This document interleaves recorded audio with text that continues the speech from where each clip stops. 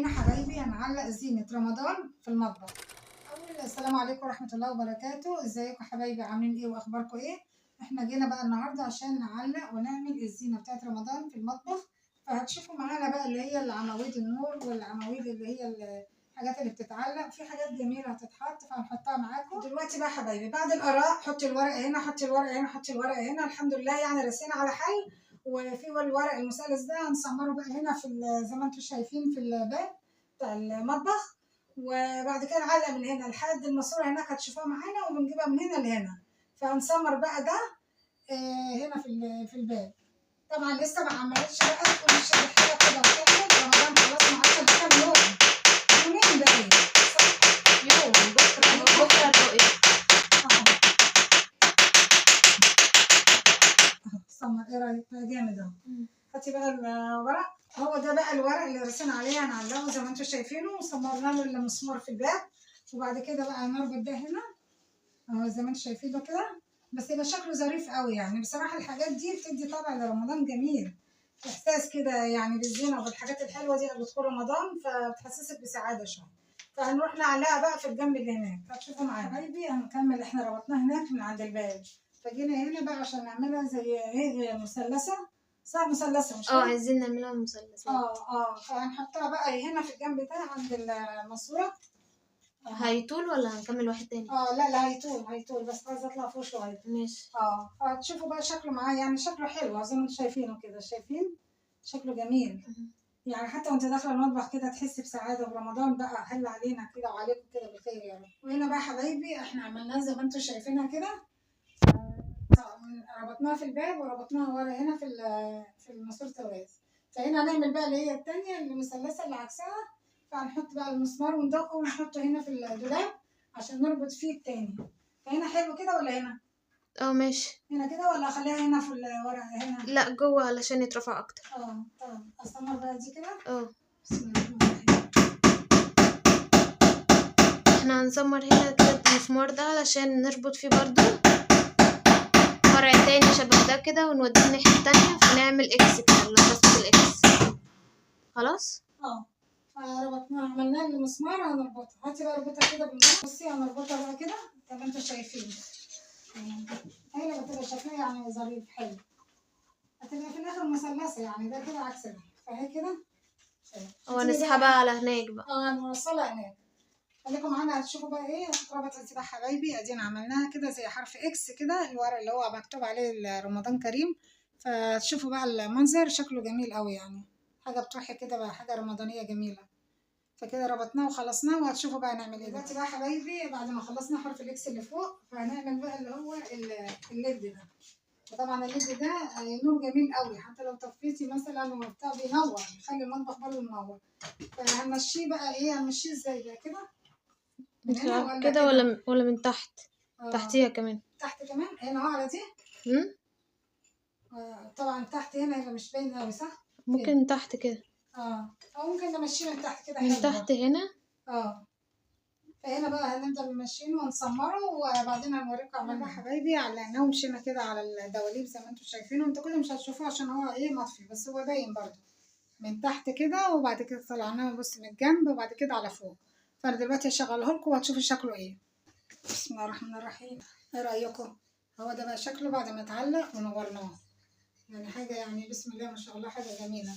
الحاجات دي على فكره مش غاليه يعني، حاجات يعني متناول الجميع والله. يعني ما تجيبوا وتمشوا كده بتدي بهجه وبتدي فرحه وتغيير، تحس ان يعني جددتي في المكان.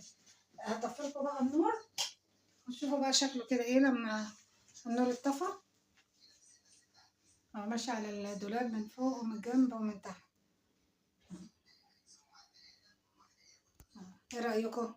وهنا بقى حبايبي بعد ما خلصنا الليد وعلقناه كده ووريناه لكم وصورناه، وهو حتى متنور شكله جميل قوي مع الورق. فهنزود بقى شويه عواميد نور. فالعمود اللي هو الشغال ده هنعلقه بقى فوق باين. عباره عن ايه، لمط ده مش كده؟ لمط ذهبي صغير. شكلها جميل قوي. فهنعلقه بقى هنا في فوق على الحيطه كده، ونحطه في قلب الفيشه. وهتشوفوا بقى شكله لما يتعلق. طبعا هنا بقى حبايبي احنا علقنا اللي هي العمود ده عامل زي اللمط كده، بس اللمط اللي هي اللمبه الصفراء جميله قوي، دايتها حلوه قوي. فعلقناها، مسكناها هنا في الباب وعلقناها هنا وحطيناها في الفيشه ونورت. بس شكلها جميل قوي. طبعا بعد ما علقنا الليد هنا والحاجه، فهنمسك بقى ايه، هوريكم بقى الانوار كلها اما تتعلق. هطفي لكم النور واشغل ده كده. بسم الله الرحمن الرحيم. فيش واسع قوي اهو. بصوا بقى شكلها كده لما بتطفي النور وتشغلي الانوار كلها مع بعض، يبقى شكلها جميل وخطير قوي. حاجه رمضانيه جميله كده. ايه رايكم بقى؟ ايه رايكم في الحلاوه دي؟ هي حاجه بسيطه، مش بالنسبه ماديا مش غاليه، حاجه بسيطه، بس حاجه يعني لمسه بسيطه بتفرح كده وبتدي بهجه في قبل دخول رمضان، يعني يبقى عندك استعداد لرمضان كده تعملي حاجه بنفس، حاجه جميله. كل سنه وانتم طيبين وعد عليكم علينا كده الايام بخير يا رب. بقى حبايبي بعد ما خلصنا كل الحاجات اللي احنا علقناها وريناها لكم، فدلوقتي في العمود ده بقى قلنا نحطه. الحاجات دي كلها كنا عارضينها في اللي هي زينة رمضان، في فيديو حاطينه زينة رمضان، هبقى بسيبكم في صدر الوصف. فهنا بقى قلنا ده هنعلقه من هنا كده، هتمشي على الماسورة بتاعت الغاز كده لحد الآخر ونحطها في الفيشة. فهنعلقه معاكم وتشوفوا بقى يبقى شكله ايه. وهنا بقى حبايبي بعد ما علقنا الورق وعلقنا العواميد وعلقنا الحاجة، حطينا هنا ستار وحطينا هنا العمود اللي احنا كنا بنقول هنحطه على الماسورة بتاعت الغاز. فحطيناها مشيناها، بص على الورق ده كده اهو، ربطناها بماسورة الغاز وماشية مع الورق لحد هنا، وبعد كده ركبنا فيه واحد تاني ومشيناه الناحية التانية كده، فربطناها ببعض. فلما انورها دلوقتي انت هوريكم هتشوفوها احلى. هنحط بقى دول هنا. بسم الله الرحمن الرحيم. الواحد بيخاف من الفيش الواسعة دي، والفيش بتاعتهم صغيرة قوي. هحط لهم الايه الفيشة بتاعت الليد.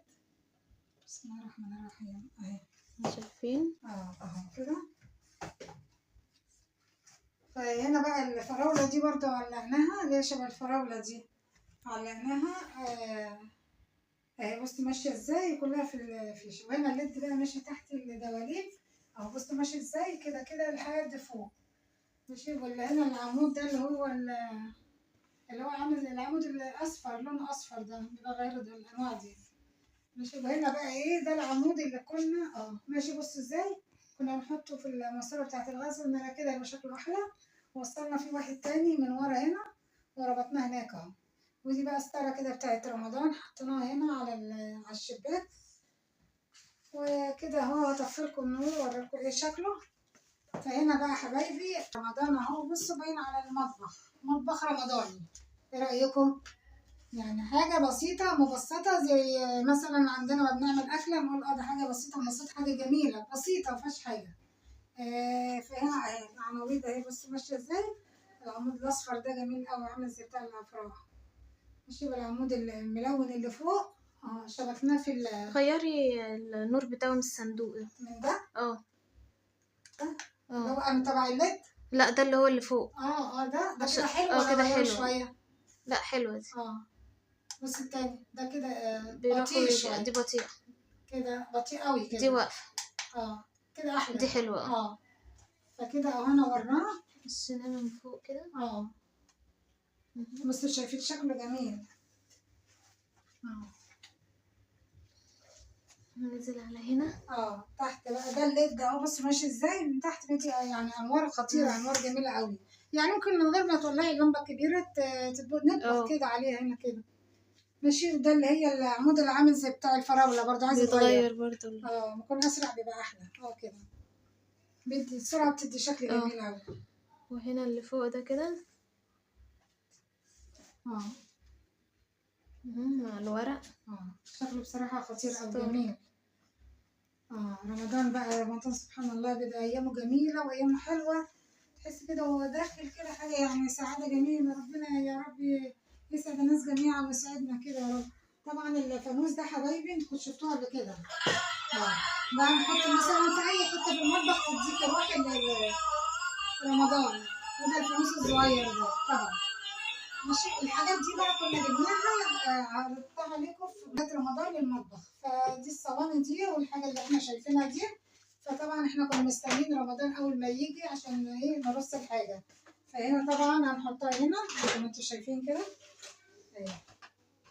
ماشي. ودي كده أو بعديها كده ماشي. زي ما انتوا شايفينها كده. والصينية دي طبعا بتاعت شهر شهر الخير، جميلة. ممكن تتحط كده او ممكن اهي معاهم، او ممكن تتحط في اي حتة تانية. دي طبعا بتاعت المعالق والشوك، فهنرص برضو فيها المعالق والشوك اهي. مثلا هنا الشوك المعالق الكبيرة، المعالق الكبيرة هتبقى ورا كده زي ما انتوا شايفين. دي احلى شوية، واسعة واسعة، مش عايزة تمسك بس. خلاص تعالي، عايزة تنامي نامي كده ماشي. هي الترنيب والحاجات دي خليها ورا زي ما انتوا شايفين ماشي. ودي الشوكة الكبيرة هنا جنبكم، وهذه السكاكين بقى خليها هنا لوحدها. السكاكين كلها في جنب هنا. صدقني دي واسعة، فواخدة السكاكين براحتها. ده هنا كان كله على بعض. كلهم كانوا مفاصل صغيرة قوي دي. المعلقة هنا، السكاكين هنا مع بعض كده. ممكن هنا تحاولوا كده طالما انتوا مش عايزين مش عايزين يقفوا اصلا. كان المفروض قسموها برضو اللي ورا 2. كانت دي المفروض تتقسم. ودي طبعا رصيناها زي ما انتوا شايفين، المعالق لوحدها والسكاكين والكبشه اللي هي الكبيره دي. وطبعا هنا هحط بقى المعالق الصغيره والشوك. يعني ممكن الحاجات دي برضو الرفيعه دي تتحط فيها هنا اللي احنا شارينها. دي طبعا السكينه دي جبناها معاكم، عرضناها معاكم من شرايط رمضان للمطبخ. هنحط السكاكين كده مع بعضها. وهنا طبعا دي بتاعت تقليبي بيها، يعني هي صحيه عشان خشن. ودي الفرشه دي برضو ورا كده هنا. فالحاجات دي كلها هي واسعه بصراحه، بتاخد حاجات ياما. يعني دي بتهيألي لا، دي تتعلق احسن ولا خليها بقى هنا. والمعالق الصغيره دي مش عارفه تيجي، مش هتبان هنا صح؟ حطيها معايا على اساس اللي يحتاجها يلاقيها. المعالق الصغيره دي انتوا شايفينها بتاعت البهارات، هي خشب فهتتحط هنا برضه ماشي. ودي برضه هتحط هنا. بس الحاجات دي طبعا بتاعت الخبز والعجين والحاجات دي نشوف بقى اي مكان. شالوا في الدولاب. شيلهم في الدولاب. ودي برضه لا، دي كانت هنا اصلا من الاول صح؟ لا دي القديمه ودي اللي جبناها. دي الجديده. ممكن نعلقها هنا ماشي. دي فصالة دي ماشي. ودي بتاعت البسكوت والكحك. ودي بقى ايه، ما تحطوليش هنا صح؟ لا ممكن هنا بقى مؤقتا. ودي خليها بقى هنا كده. فالحاجة دي كده اهي زي ما انتوا شايفين كده المطبخ. هطفي بقى النور واصورها لكم واوريها لكم. طبعا بقى حبايبي لو وصلتوا لحد هنا ما تنسوش بقى اللايك والاشتراك وتفعلوا زر الجرس عشان يوصلكوا كل جديد. وطبعا اهم حاجه تصلوا على النبي، اللهم صل وسلم وبارك على سيدنا محمد وعلى اله وصحبه اجمعين. ايه رايكم بقى في الجمال والحلاوه دي؟ حاجه يعني حاجه تريح الاعصاب وحاجه كده جميله، والله ما غاليه يعني، كلها عواميد، حاجه بسيطه مش يعني لو جبتيها مش هتكلفك قوي يعني، بس هتديكي بصراحه بهجه وسعاده. والمطبخ كده يبقى رمضاني وحاجه جميله. يعني ابسط حاجه تفرحي العيله كلها، تفرحي اولادك وتفرحي يعني انت نفسك، هتبقي فرحانه ومبسوطه لما يهل عليك رمضان وانت عامله فيه ديكور كده. طبعا الستاره دي انا عاملاها على الشباك، محطوطه على الشباك كده ورا البوتاجاز. دي برضو لسه حطاها، والعواميد والحاجات دي كلها لسه معلقاها، والورق والحاجات الجميله اللي انتوا شايفينها دي كلها. فطبعا كل سنه وانتم طيبين، وعاد عليكم الايام بخير ورمضان كريم.